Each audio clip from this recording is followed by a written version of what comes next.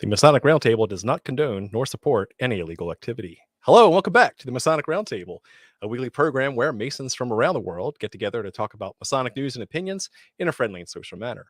As a reminder, the thoughts and opinions expressed here are solely the opinions of the participants and do not represent any Grand Lodge statements or positions.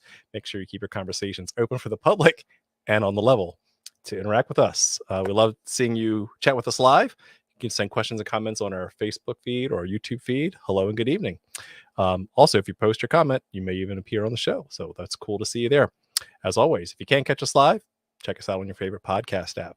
You know me. My name is John Ruark. I'm a past master of the Patriot Lodge number 1957.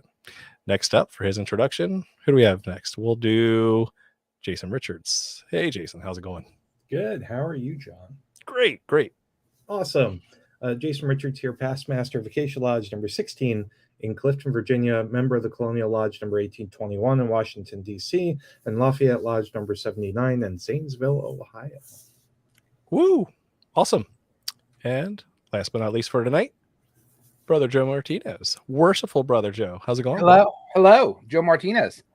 Yeah, I also do not condone any illegal things, even though I'm dressed like a Russian mobster tonight. So, yeah.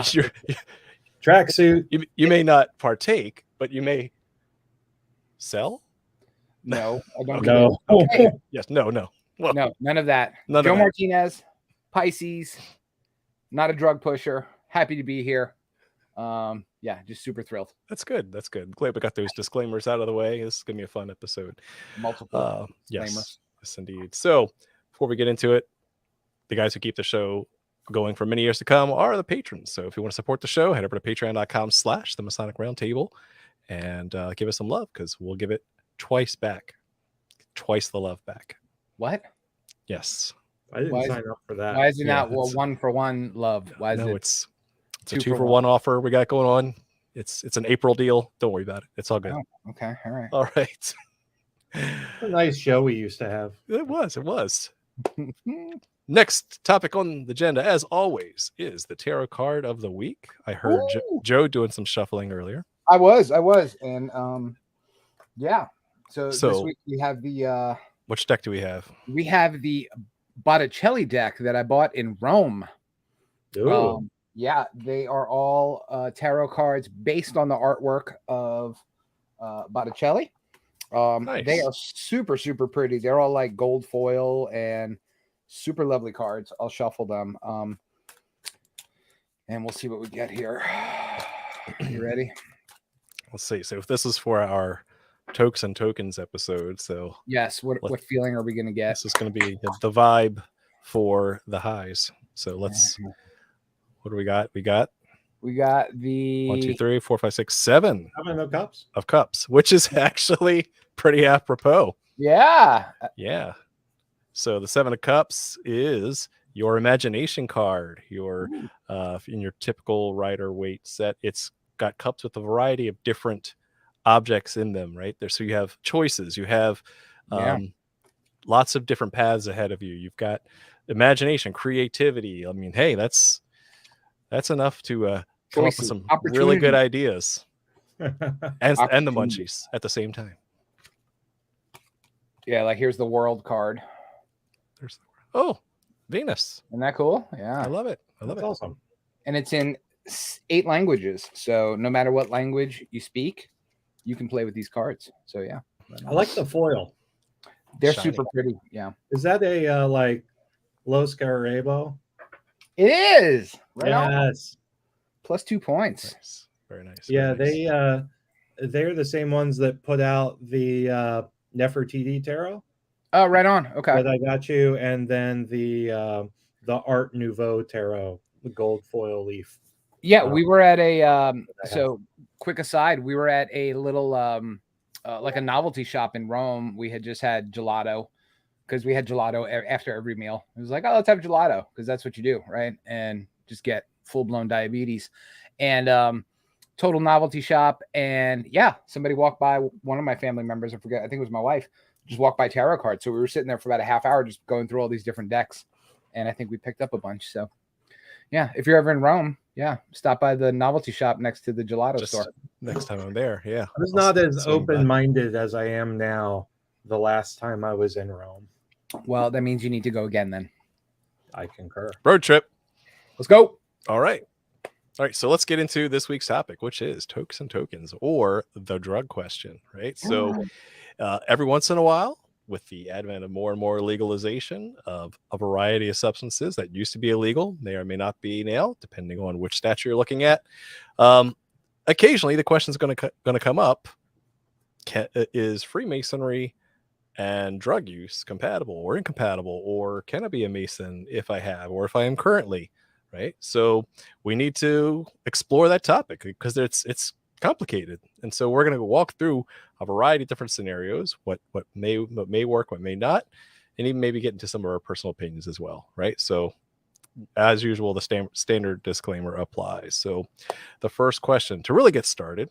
Well, before we do that, let's add in there that we are not going to proffer any legal counsel or advice. Not at all. No, none at all. Nobody here is a barred attorney and will not be representing you if you said, well, John told me to do this. Yeah, exactly. Right. You And are SOL. every Grand Lodge is going to be different regardless. So That's right. Yep, exactly. Right. And we of course do not condone necessarily the use of any substances that would be illegal in your particular jurisdiction. Hence why I said that at the beginning of the show. Yes. Yeah, exactly. No, I'm reiterating. You're doubling down. I like it. 2 for 1. 2 for 1. Twice the love. All right, let's get right into it then. So, starting broad, getting specific. Can I be a Freemason if I've ever been arrested for drug use or drug possession? Yes, ostensibly. It depends. That's the typical consultant answer, right? Well, this gets back to our crime on the petition, right? Episodes previously, right? Because it's not a blatant no. It depends on your jurisdiction. Yeah. So what are some examples? Misdemeanor? Is it a felony? How long ago did it occur? What's the lodge? Jurisdiction. Think about it. Was the lodge itself? Think about it. Right.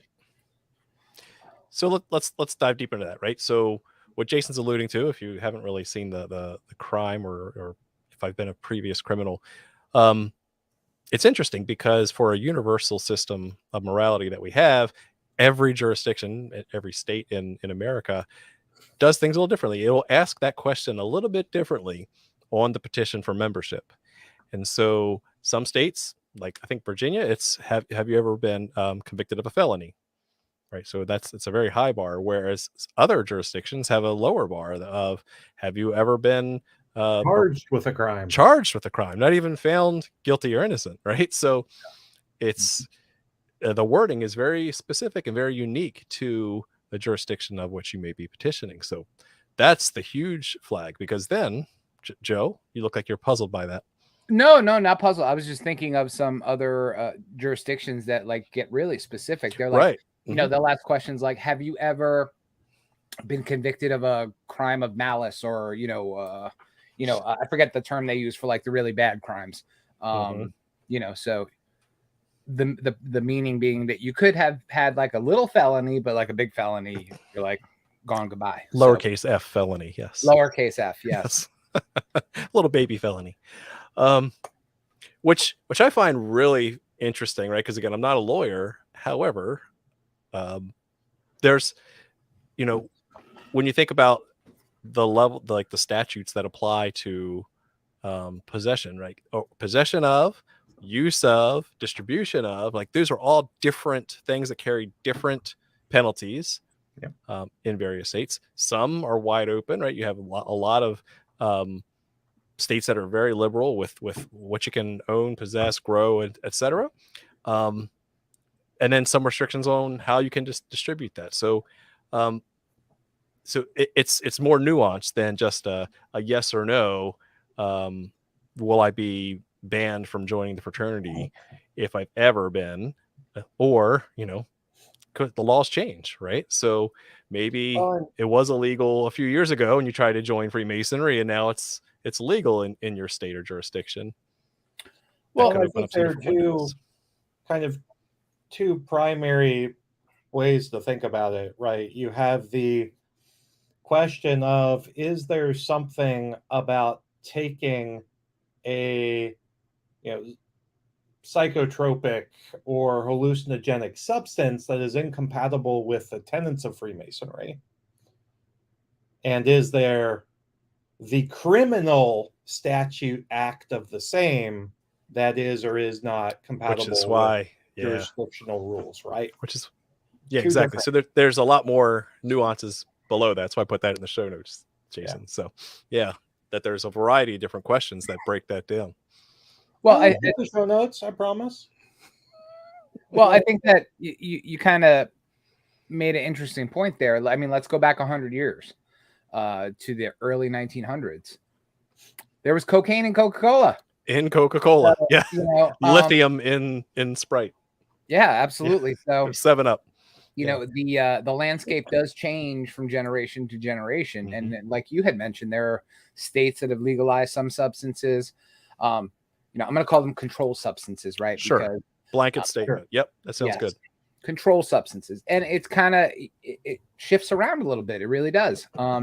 Interesting to see when you go to like the District of Columbia, and you see people imbibing controlled substances there. And they're very careful about it because as long as they're not on federal property, they're okay. You gotta watch what street corner it's you're really, on. It's interesting to drive in DC. I'm not going to say where, but you drive down and you see certain places or alleyways that are not actually owned by the federal government, and there's not a thing that anybody can do to these people. And so it's interesting. And again, I think to your point, times change and opinions change and the laws change around these controlled substances. Mm-hmm. Well, and you go back to reefer madness of what, the 1950s, 1960s, right? Even earlier than that, yeah. Mm-hmm. Yeah, and kind of the public panic that was caused out of that film, and now looking at this, drug charges can be a way to keep the prisons populated, like. Right. Not jumping fully into like the political nature of drug culture, but So we've talked about crime so far, right? So we talked the if I've ever been arrested for, charged with, right, the use, possession, or distribution of controlled substances. Now let's shift to a different question. Let's assume in the jurisdiction that you're in, that within boundaries that are always written into law, controlled substances are okay for personal use. Now, the next question becomes, if it's fine in my state, can I still join the Freemasons if I've ever used or I'm currently using controlled substances? It depends. What? You can't say it. It depends. Yeah, I second that answer. There's something to be said for, recreational and or entheogenic, right, if that's a word, using hallucinogenic substances to further your own spiritual journey, vice addiction. There's a big difference between doing something like DMT or even like psilocybin mushrooms to have kind of that spiritual experience, and being addicted to meth or abusing opioids and prescription painkillers. Like that to me is really the line there, right? Which is interesting, the way, and I worded that question on purpose very specifically. Can I be a Freemason? Can I apply for membership of Freemasonry if I've ever used or are currently using drugs? Right. So the big question is, it depends. And what does it depend on? Because if we're not talking substance abuse and we're not talking, the law, then what does it come down to? It comes down to what your grand jurisdiction and what that lodge, how they feel about the substance use, possibly. Joe? Yeah, I get a feeling in my bones when you say that. So now I've been a Mason for a little while, and I can't think of a single time talking to a candidate, getting a petition where that ever came up. Oh, that's so funny. I have literally talked to a guy who was interested in joining Masonry. He walked off the street into a local lodge, high as a kite, and, and talked my ear off, and bloodshot eyes, the whole thing. It was, you smell it on, like there was no doubt that this guy was flying high, and had a great conversation. He, went all over the place, but he flat out asked, and I said, that's a good question. Maybe you should talk to some other brothers around here as well. Get to know the guys. So it does happen. It could happen, and let's just say you're an active user. It's legal in your state. Like, it's something you enjoy. Again, more power to you, right? That's if you're not harming anyone else and you're enjoying it, then so be it. That's very libertarian of you. It is a nice way to just live and let live, right? Not libertine. let's slow that roll there. You're religious libertine. Yes. But yeah, it's going to come up. Like, if it's going to come up by the brothers who are going to say, well, this guy, might have an issue. Again, let's take your example and let's put it off to the side. Okay. Other than that, when have you seen a person that was high as a kite walk into your lodge and ask you about Freemasonry? I'm sure the times are few and far between. Sure. And if you see someone who is not under the effect of controlled substances, why would that question come up? It definitely, you know what I mean?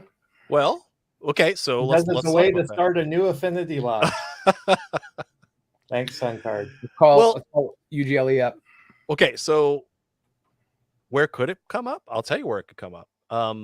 If it doesn't come up on the petition, because we don't flat out ask that in any jurisdiction I could think of, there is a thing called an investigation committee that could come to your house and interview you to get a couple more brothers' opinions about this potential candidate for Freemasonry. And if you've got the UV mushroom posters and you've got lots and lots and lots of incense holders, like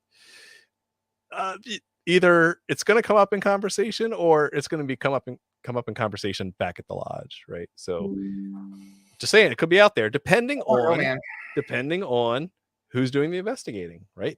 That's a whole other conversation we could have about the what does guarding the West Gate really mean? Because when do personal opinions and politics and biases come into excluding members of the craft? But I'm saying it's possible. It's possible, right? That's besides the point.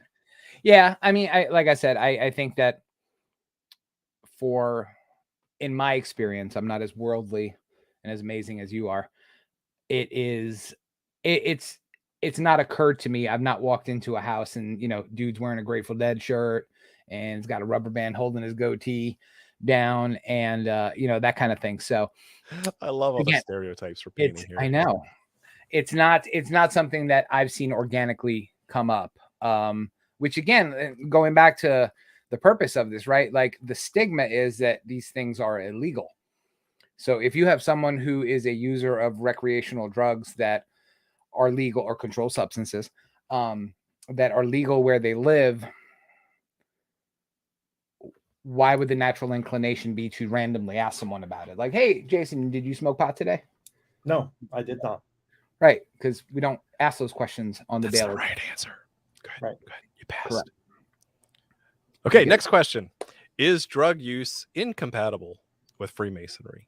So aside from personal biases from an investigating committee, and aside from the feelings of the lodge, in general, is it compatible or incompatible with the tenets of Freemasonry? I feel like I answered this question like 15 minutes ago. It depends. I'm gonna go with it depends.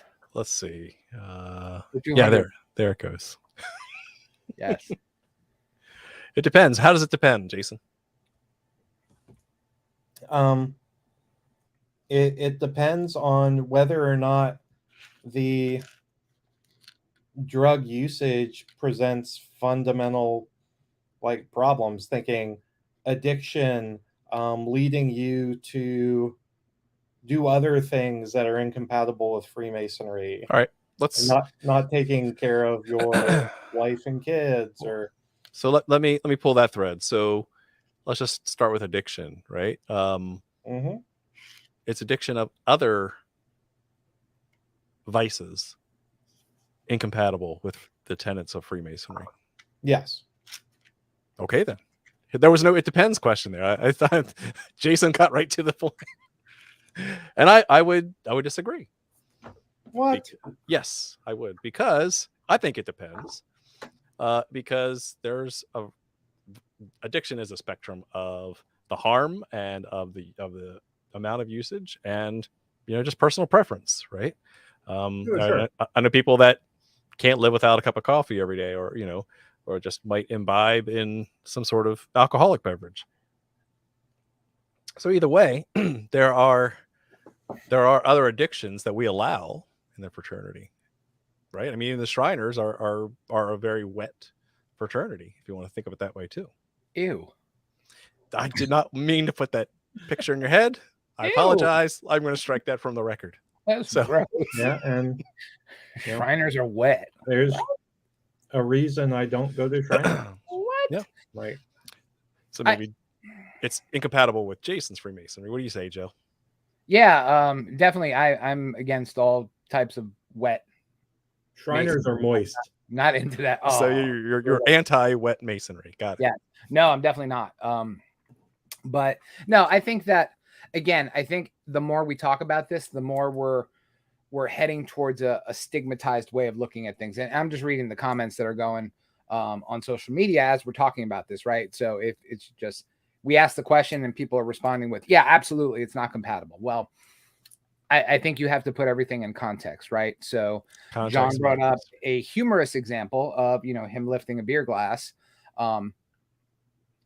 There's nowhere in Freemasonry that says John cannot have a glass of beer or a can of bubbly, or this is an addiction. Soda Stream, not sponsor. Right.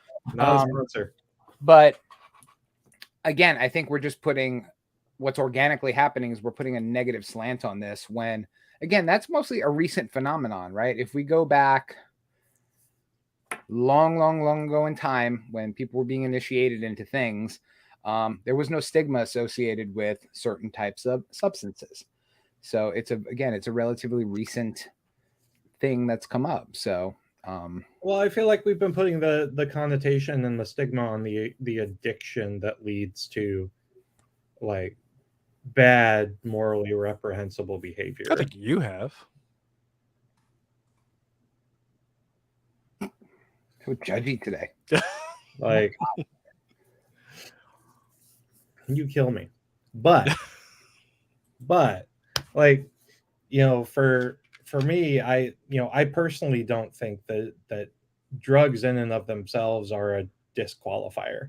Like, there was a study that got published today, or at least the clinical trials started today, on using MDMA for to treat mental illness.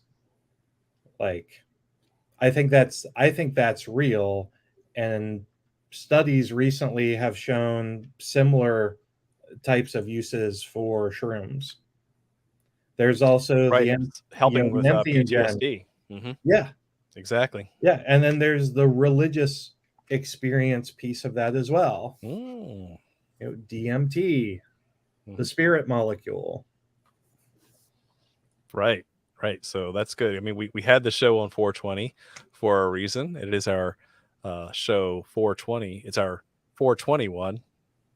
Get it? Because we missed 420 last week, but it's our 421. So,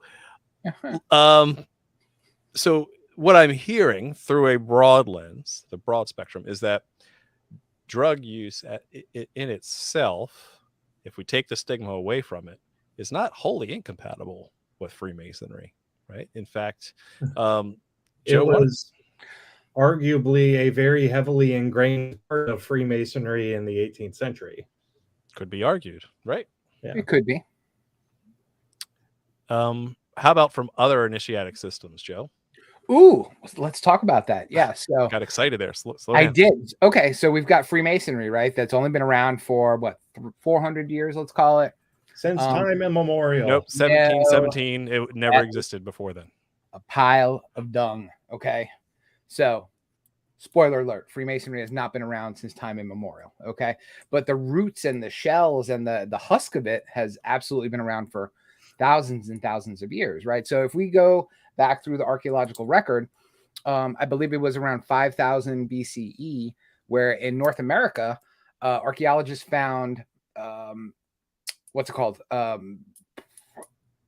Peyote, and carbon dated it to dried peyote, used for a particular purpose, that comes from cactus, that was carbon dated to around 5000 BCE. So it was used as a medicine. It was used as a spiritual retreat, shall we call it? But, hallucinogens and ethnogenic compounds have been around for thousands of years. I mean, the most notable of them is my favorite topic, right? The Eleusinian mysteries, which date back to what, the 1500s BCE is probably the earliest time we've seen them. And they lasted for over a millennium. Okay. So over 1,000 years, where it is believed, archaeologists believe, and some people who study it believe, that the potion that people drank, it was called kikeon, that was made with like barley and mint and wine. And I saw a couple of YouTube videos recreating the recipe based on what's been found. It does not sound delightful at all. It actually sounds pretty disgusting. But archaeologists have found that in some places where they made this, that they found ergot, which is a hallucinogen. Oh, yeah. And it grows on grain. So the thinking was that while people were going through the mysteries, and they participated in drinking the kikeon, which, remember, they were fasting for days. They were purified and spiritually and mentally and physically prepared. And then they drink this compound that has hallucinogenic properties. You're going to have an awesome trip. So, Yeah. and your then your body's going to just ingest that real quick. Absolutely. And then just keep again, that was going on for 1,000 years. And then let's go to, the Pan American continents, where you have tribal American people that are using hallucinogens and ethnogenic compounds for, again, as a spiritual medicine, as a rite of passage, and all these other circumstances where, again, there's no stigma, there's nothing negative associated. It's a part of that rite of passage to move from one place to the other, or from this world to the next, or what have you. And it still goes on today. Go to Machu Picchu, still there. And then Jason hit it on the head with, there are many religious groups that have exemptions where they are allowed to use these substances. So, where does Freemasonry in general get to judge that, right? Boom, off my soapbox. There you go. Yeah, if you claim it's for religious use, then you're kind of covered, right? And then one thing comes to mind too. So I mean, this is fascinating, right? To go down that rabbit hole, and I think I'll double down and say again, another plug for P.D. Newman, brother P.D. Newman, who's written a couple books on a variety of different controlled substances used through initiatic experiences that are loosely connected to, or relate directly to Freemasonry and those initiatic experiences that to enhance the experience. And so, yeah, I just want to double down on that used to be not just recommended, it used to be part of the experience, the initiatic experience. That is something you did in order to come out a different, transformed individual. But John, we're a social club now, so we don't need to do any transforming. We've replaced acacia with pancakes. Green beans.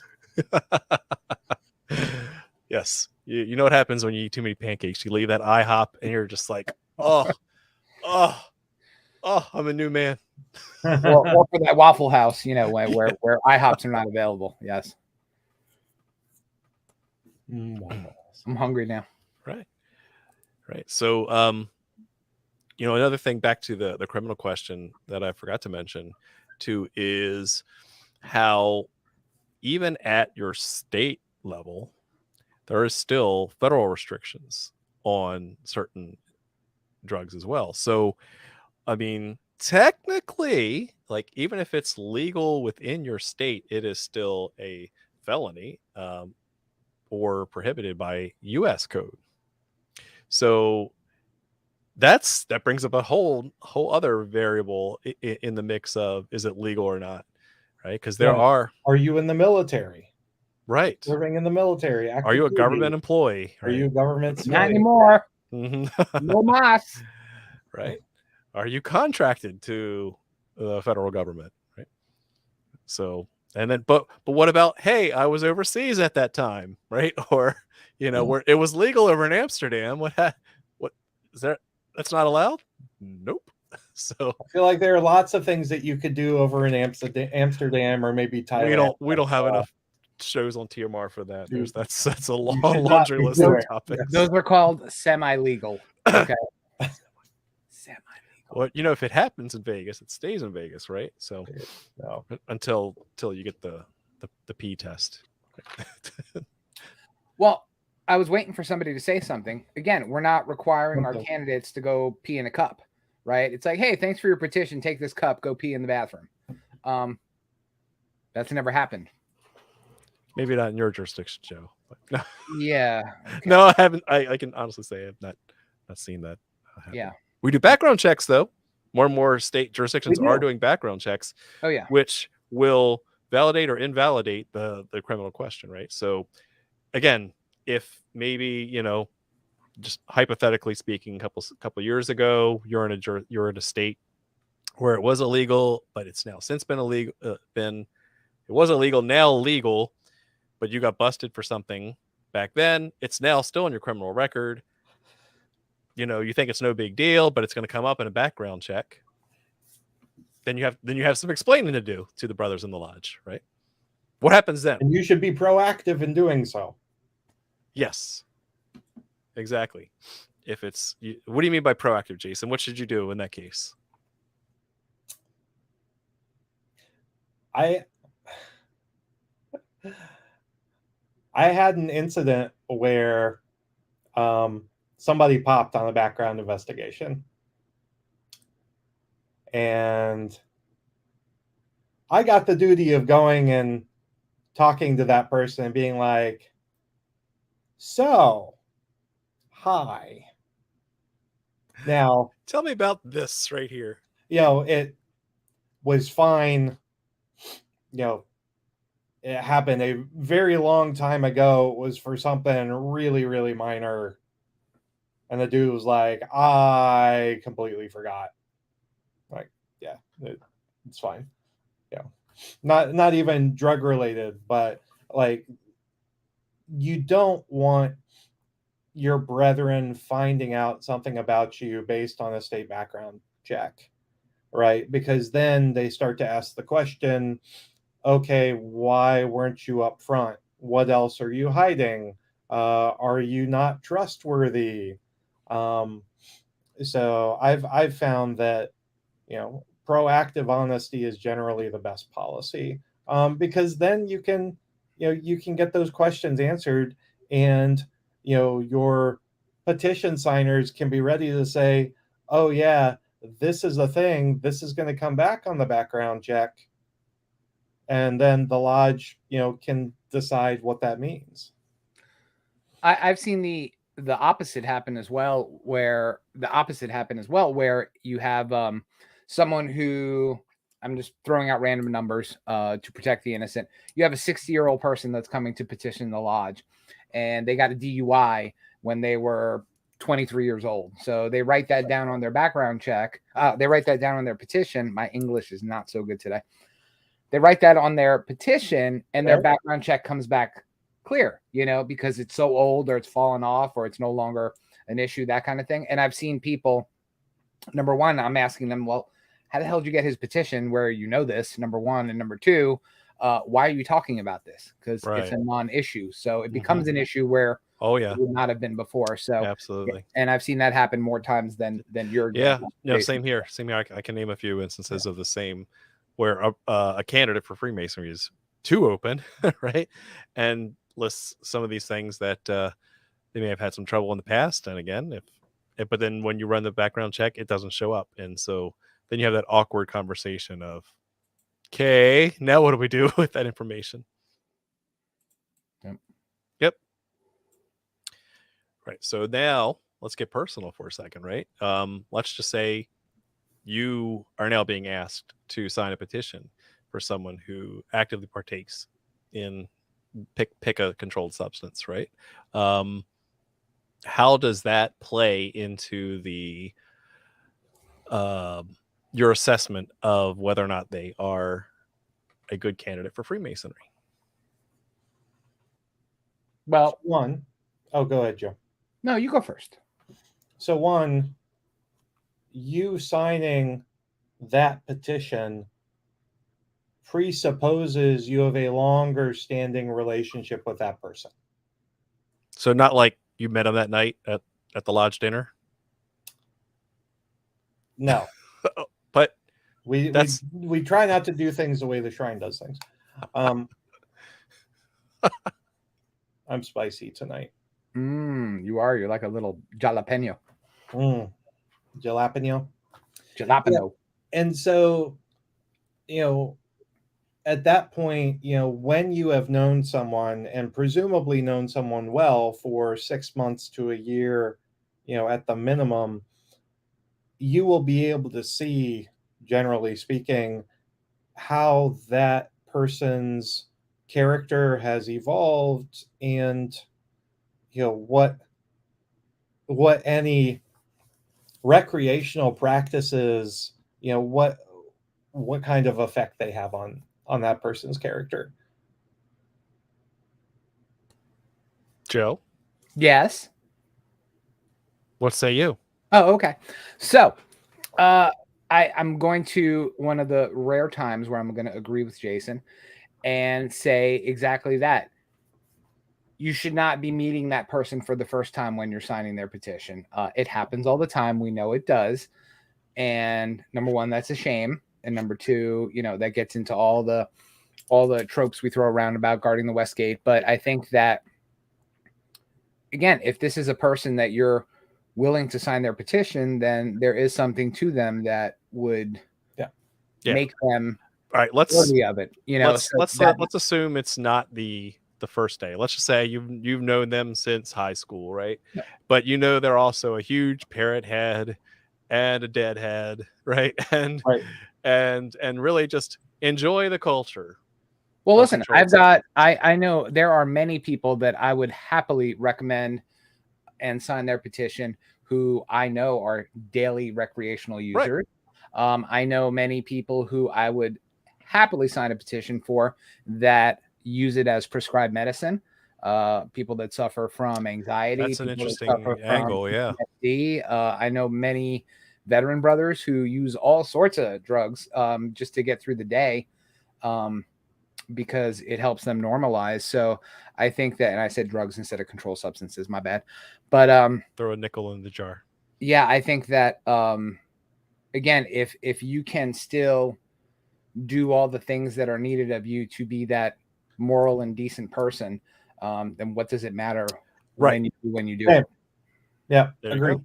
Yeah, and so that's the thing too. That in itself is not what's a one issue vote, right? It's not the deciding factor, right? Because you can partake in those things again personally and not harm anyone and be a great person or an awful person. That doesn't really have a standing in your moral character or if you're fitting for a candidate for Freemasonry, right? So I mean, I know many people who've been Masons for 50 years that could probably be a much better person if they smoked a joint once in a while. Right? I'm not kidding. Yeah. Dude, you need to loosen up. You really need to loosen up. Like, calm the hell down, bro. Smoke a doob. Right.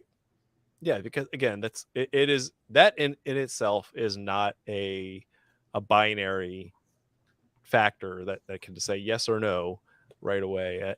And again, just from a personal perspective, it's like, again, I'm all about the non-aggression principle. Like if you're not harming anyone and it's something you enjoy and it makes you happy, and you're a good person, and you have morals and standards and all these other, things that make you qualified to join Freemasonry, then who am I, right, to prohibit you from to stop you from joining Freemasonry? So I think what we're saying here is it is intrinsically not a disqualifier. It's intrinsically not a disqualifier. Well said. Yeah. Well said. You have to consider second order effects. Mm-hmm. Great comment, Jason. Ah, that Jason, not you, Jason. That, so why don't you read it for our audio listeners, Joe? Oh, so Jason Valdez says, overdoing anything that takes one away from their responsibilities as a man/Mason, staying true to our duties to ourselves, families, and to God. Perfectly said. Boom. Right? I mean, that should be the summary of the show, right there. There you go. esoteric fitness, we've already talked about PD Newman. Yes, you missed it. You're going too late. You were late. Catch up. So now let's go in imagination land as we start to wrap things up. There you go. There's your PD Newman plug right there. Imagination land, right? So imagine a world where it was actually part of the initiatic experience. That a controlled substance was part of, because we talked about the ancient mystery schools and how that was part of it. Now, fast forward to today. What would your thoughts be on that? Let me get a clarifier on the question. Yeah. Are you talking about adding these sorts of substances to Masonic initiation or to initiation in general? This is a Masonic show. Let's say Masonic specifically. I think we would need to seriously tighten up what we consider initiation before we even consider do that first. Bringing something in. I mean, people lose their shit. Sorry, if someone plays music during a degree, or someone, or if someone, in Texas, or if someone lights incense during a degree, or if someone fiddles with the lights a little bit. That's too dark. Turn the lights up. So like to even have the conversation about, using hallucinogenic substances and preparing a candidate spiritually, mentally, and physically. Whoa, yeah. That is not even in the cards, man. Like, no. I think it's safe to say in the U.S., we would not be able to get that through any Grand Lodge system. Not in the foreseeable future. Maybe closer to 2039, 2040. We could probably make that happen. Hashtag. We could probably make that happen. Just 2 people. Yeah. Right. But and 3 or more.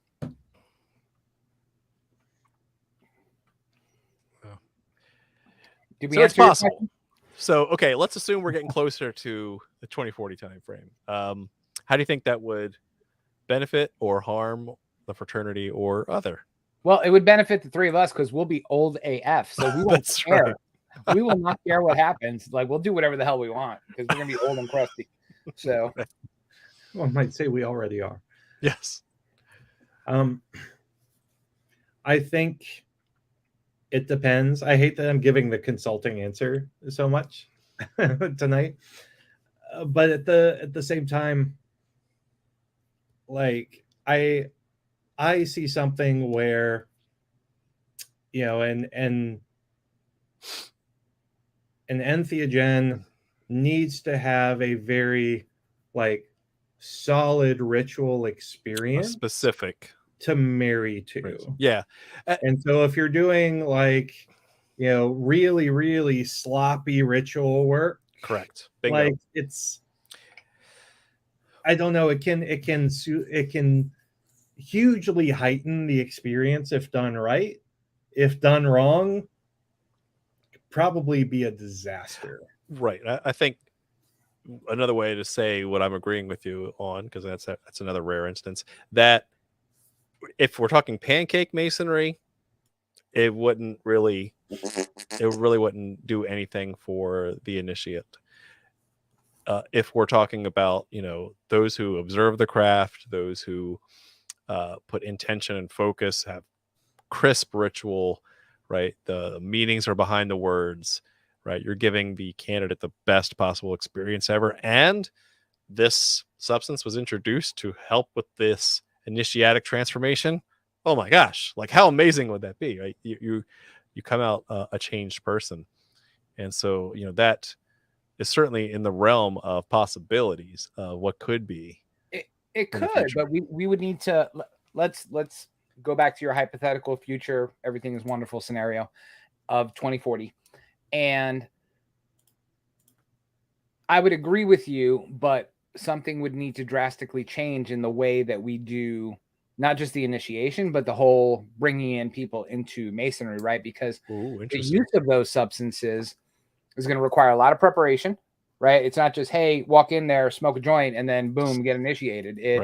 There's a lot of mental preparing. There's a lot of physical preparing. Hey, these are the things you should do. Like people that go to Machu Picchu. Right.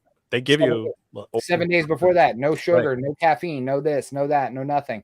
And then after, it's not just, boom, you got your degree, let's all go into the dining hall and have apple pie. It's, you got to come down from that experience. So there's got to be a whole process to for the high and for the low. So our whole initiation process would need to change drastically.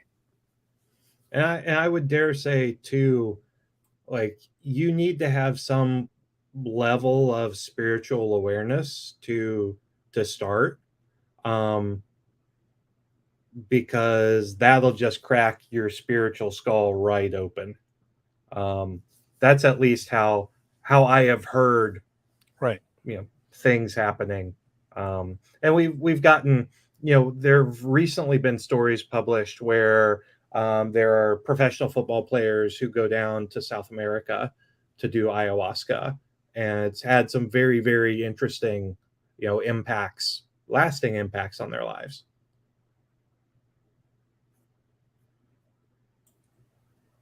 All right. Boom. Don't do it lightly.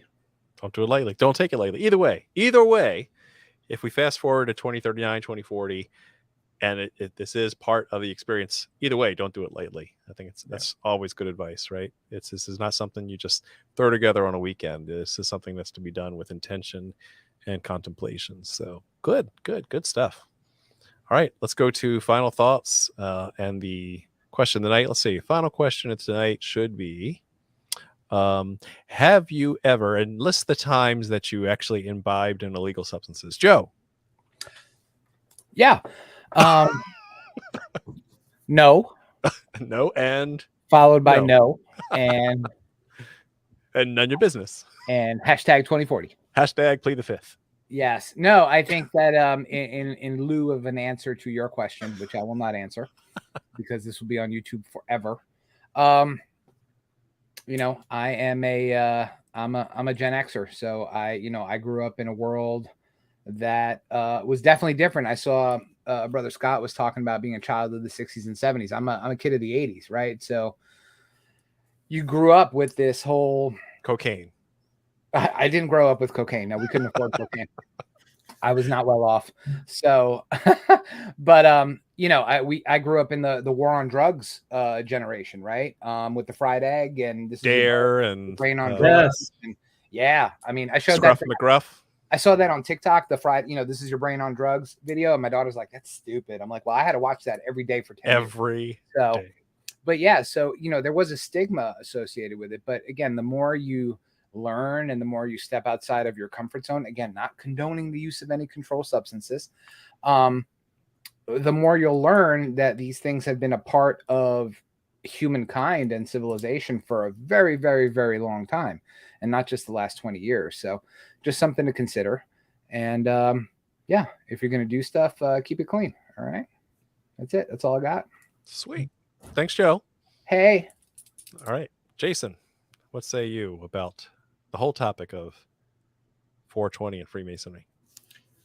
So I like how you changed your final question. You were ready. Oh, you're ready to list them. I mean, thanks, go buddy. ahead. I'm taking notes. No, I think, growing up, dealing with, I think, mental health has come a long way from where it was when we were kids. And so I think, growing up in areas where I saw, the outcomes of mental health problems that just weren't treated, or perhaps weren't treated correctly. Being obtuse on purpose to cover the innocent. But I just never had a desire ever to kind of open that Pandora's box further. It's like I'd rather I've finally gotten comfortable with living in my own head. You're so squeaky clean. Yes. So, but on the topic of, drugs and Freemasonry, I don't think drugs inherently make you a good or bad person. Alcohol doesn't inherently make you a good or bad person. It's how you conduct yourself and your character that is the defining feature of whether or not you are compatible or incompatible with Freemasonry.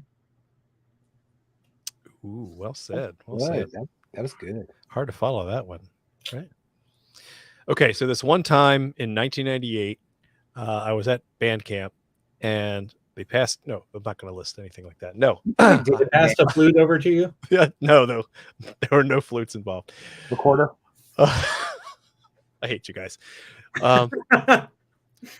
Yeah, again, I'm very live and let live on a lot of these topics too, right? It's as long as you're not harming someone. I'll say it again. Obviously, there are many instances that we could list of the substance that either takes over someone's mental condition or takes over, impacts the family members and friends of that said person. And we're not talking about that. We're just talking about is the nature of a controlled substance something that's compatible and incompatible with Freemasonry. And I think we've done a good job of kind of laying out all the pros and cons and all the scenarios and looking at it from an objective standpoint to say that, explicitly, unless, you're following the laws and rules of the jurisdiction in which you live, then right, it's not really a factor. And that's the way it should remain. Personal biases are going to creep in, and you're going to have a different answer to that question once you go to your specific lodge, because as we said before, lodges have different cultures. But either way, we really should just be mindful that this is a different world than the decade before and the decade before that. And so we just have to make sure that we are tolerant of other systems, and we are always extending that hand of brotherhood with fellowship and love. So it'll be a different world in 2040 too. It will be a completely different world of Freemasonry in 2040, where I'm sure much more experimentation will occur. I hope to see you there, and I like seeing you here every week, watching the Masonic Roundtable Brothership. I love you guys. Have a wonderful week. Thank you all very much for watching, and keep searching for more light.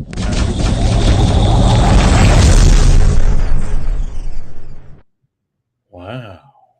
Brothership.